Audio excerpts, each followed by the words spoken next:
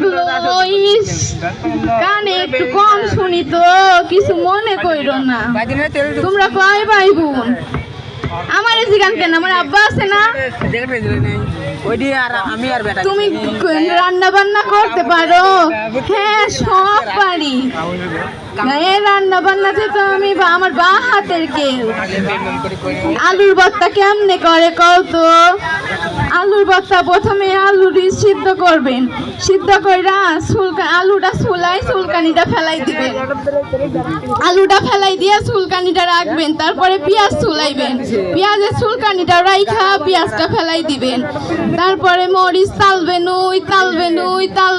যতক্ষণ না আগাটা খুইলা পড়তাছে ততক্ষণ তালবেন দিতে হইব, এটা লগা নিয়ম। তারপরে ওই লোক লবণ, যে সে লবণ দিলে হইব না, গরুর 1 নম্বর লবণ দেওয়া লাগবো। আরে আপনি কই যান? কইলেন না আমারে কেমন লাগতাছে? মা তোমার এত সুন্দর লাগতাছে, আজকের পর থেকে এই রাস্তা দিয়ে আর কোনোদিন আমি যাব না। আসসালামু আলাইকুম।